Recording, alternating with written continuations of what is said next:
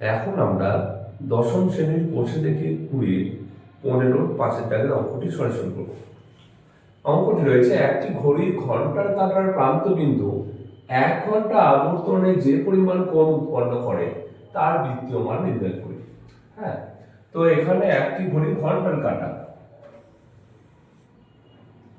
তাহলে দেখো সাপোজ আমরা দেখছি যে একটি ঘড়ির 3টে কাঁটা থাকে। একটা হচ্ছে ধরো সাপোজ সেরকম আমরা ধরলাম, এটা হচ্ছে সেকেন্ডের কাঁটা, এটা হচ্ছে মিনিটের কাঁটা, আর একটা হচ্ছে ঘন্টার কাঁটা। ছোট হয় ঘন্টার কাঁটাটা। তো দেখো এখানে যদি ঘন্টার কাঁটাটা যদি 1 ঘন্টা আবর্তন করে, তো সাপোজ আমরা এখানে 4টে, হ্যাঁ 3 3 4 5, আচ্ছা এখানে যদি এখান থেকে যদি এখানে মানে 5টার ঘরে আসে, তাহলে এখানে ছিল আসলো কোথায় এখানে। তো 1 ঘন্টার আবর্তনে মানে গড়ার জন্য 1 ঘন্টার জন্য যে যতটা আবর্তন করে, যে পরিমাণ কোণ আবর্তন করে এবং যার ফলে যে পরিমাণ কোণ উৎপন্ন হয় তার বৃত্তীয় মান লিখি। তাহলে এখানে আমরা কি করে বুঝবো যে এখানে কতটা কোণ উৎপন্ন হয়? তো দেখো সেটা আমাদের বোঝার জন্য, সেটা জানার জন্য আমাদের এই ঘড়ির যে টোটাল কোণ, টোটাল এক পাক ঘোরার জন্য যে কোণটা, সেই কোণটার পরিমাপ আমাদের জানা দরকার আছে। আর সেটা আমরা অলরেডি জানি যে এক পাক ঘোরার জন্য কত, 90, এখানে 90 90 90 90, 4 90 হচ্ছে 336, এই 360। তো দেখো তাহলে আমরা 636 360, তাহলে ঘড়িটি এক পাক আবর্তনের জন্য যে কোণ উৎপন্ন হয় সেটা হচ্ছে 360 ডিগ্রি কোণ। তাহলে এখানে 360 এর মধ্যে কত ঘন্টা থাকে? 360 এর মধ্যে 12 ঘন্টা থাকে। কিন্তু আমরা যদি হিসাব করে দেখি 12 ঘন্টা টোটালটা, তাহলে আমরা কি করব?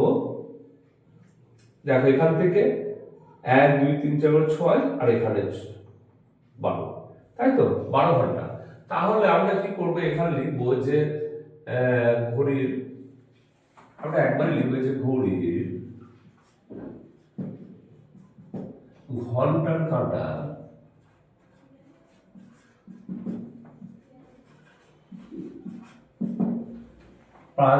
কাঁটার প্রান্ত বিন্দু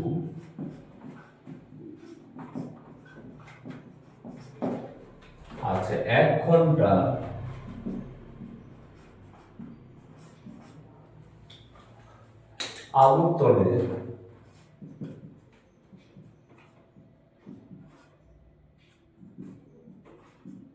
আবর্তনে উৎপন্ন কোণ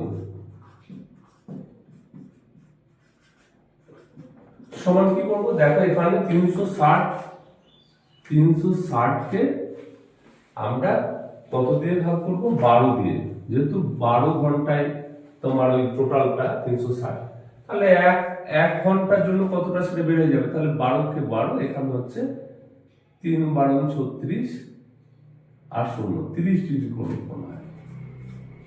তাহলে 30 ডিগ্রি কোণ কিন্তু উৎপন্ন হলো একটা ঘন্টার জন্য 30 ডিগ্রি কোণ। এবার দেখো এখানে তার বৃত্তীয় মান চেয়েছে। হ্যাঁ, অতএব এবার তার বৃত্তীয় মান আমরা কনভার্ট করে নিচ্ছি। দেখো তাহলে এখানে 180 ডিগ্রি সমান হচ্ছে পাই রেডিয়ান, আর 1 ডিগ্রি সমান হচ্ছে পাই রেডিয়ান বাই 180, আর 30 ডিগ্রি সমান হচ্ছে পাই রেডিয়ান বাই 180 ইন্টু 30।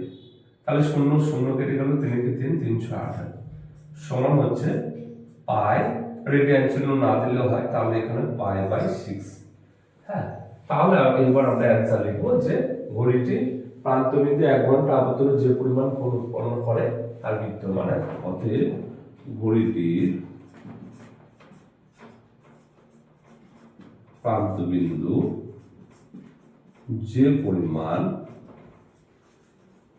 কোণ উৎপন্ন করে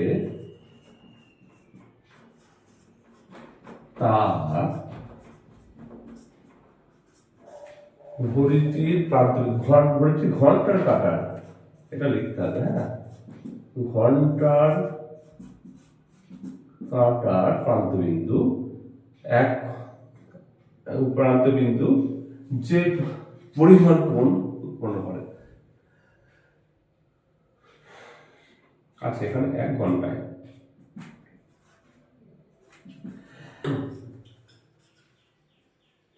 বিদ্যমান π/6